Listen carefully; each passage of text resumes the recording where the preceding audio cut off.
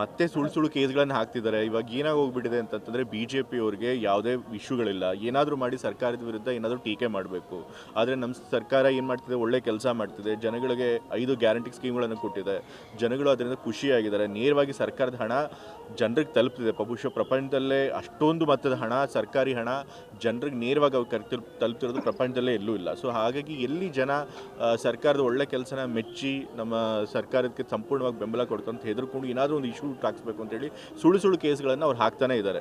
ಈಗಾಗಲೇ ನೀವು ಹೇಳಿದ್ರಿ ಯಾವುದೋ ಒಂದು ಕೇಸು ಅಂತ, ಅದೆಲ್ಲ ಸಂಪೂರ್ಣ ಬೋಗಸ್ ಅವ್ರು ಹೇಳಿರುವಂಥ ಆರೋಪಗಳು.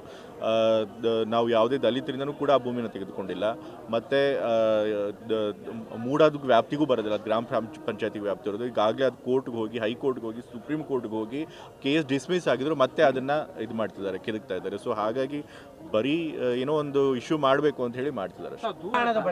ಮೂಢ ಹಣದಲ್ಲಿ ಮೌಖಿಕ ಆದೇಶದ ಮೇಲೆ ಏನಿಲ್ಲ, ಅದು UD ಇಲಾಖೆನಲ್ಲಿ ಆಗಿರುವಂಥದ್ದು.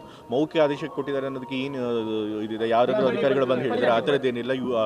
ಅರ್ಬನ್ ಡೆವಲಪ್ಮೆಂಟ್ ಇಲಾಖೆಯಲ್ಲಿ ಆ 44 ಕೋಟಿ ಇದು 377 ಕೋಟಿ ಕಾಮಗಾರಿ ಇತ್ತು, ಅದನ್ನು 44 ಕೋಟಿ ಉಳ್ಕೊಂಡಿದೆ. ಅದನ್ನು ವಾಪಸ್ಸು ಸರ್ಕಾರದಕ್ಕೆ ಇದು ಮಾಡೋ ಬದಲು ಅಭಿವೃದ್ಧಿ ಕಾಮಗಳಿಗೆ ಉಪಯೋಗಿಸ್ಕೊಡು ಅಂತ ಹೇಳಿ ಅರ್ಬನ್ ಡೆವಲಪ್ಮೆಂಟ್ ಇಲಾಖೆಯಲ್ಲೇ ಅದನ್ನು ಆದೇಶ ಮಾಡಿ ಕೊಟ್ಟಿರುವಂಥದ್ದು. ಸೊ ಅದರ ಆಧಾರದ ಮೇಲೆ ಅದು ಕೆಲಸಕ್ಕೆ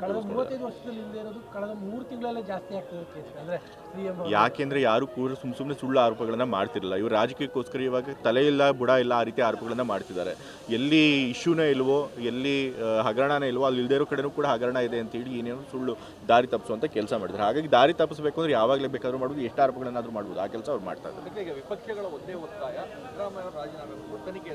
ಅಲ್ಲ ಏನಕ್ಕೆ ಅಲ್ಲ ತನಿಖೆಗೆ ಮಾಡೋದಕ್ಕೆ ಏನಾದರೂ ಆರೋಪದಲ್ಲಿ ಹುರುಳಿರಬೇಕು. ಏನೂ ಒಂದು ಆರೋಪದಲ್ಲಿ ಏನು ಹುರುಳಿಲ್ದೇನೆ ಸುಮ್ಮನೆ ರಾಜೀನಾಮೆ ಕೊಡಿ ಅಂತಂದ್ರೆ ಕೇಳಿದಾಗೆಲ್ಲ ಕೊಟ್ಬಿಡೋಕ್ಕಾಗತ್ತಾ? ಹಾಗಾದ್ರೆ ಯಾರು ಬಂದರೂ, ಯಾವ ಮುಖ್ಯಮಂತ್ರಿ ಬಂದಲು ಯಾವುದೇ ಆಧಾರಿತವಾದಂಥ ಆರೋಪ ಮಾಡಿ ರಾಜೀನಾಮೆ ಕೊಡಿ ಅಂತ ಕೊಟ್ಬಿಡೋಕ್ಕಾಗತ್ತಾ? ಹಾಗೆಲ್ಲ ಮಾಡೋದಕ್ಕಾಗೋದಿಲ್ಲ. ಏನಾದರೂ ನಿಜ ಇರಬೇಕು ಅವ್ರು ಮಾಡುವಂಥ ಆರೋಪಗಳಿಲ್ಲ, ಅಂಥದ್ದು ಯಾವುದೂ ಇಲ್ಲ. ಹಾಗಾಗಿ ಸುಮ್ಮನೆ ರಾಜೀನಾಮೆ ಕೊಟ್ಟರೆ ಕೊಡೋದಕ್ಕಾಗೋದಿಲ್ಲ. ಬದಲಾಗಿ ಅವ್ರು ಆರೋಪ ಮಾಡೋದು ಸುಳ್ಳು ಅಂತ ನಾವು ಸಾಬೀತು ಮಾಡಿಸ್ಬೇಕು.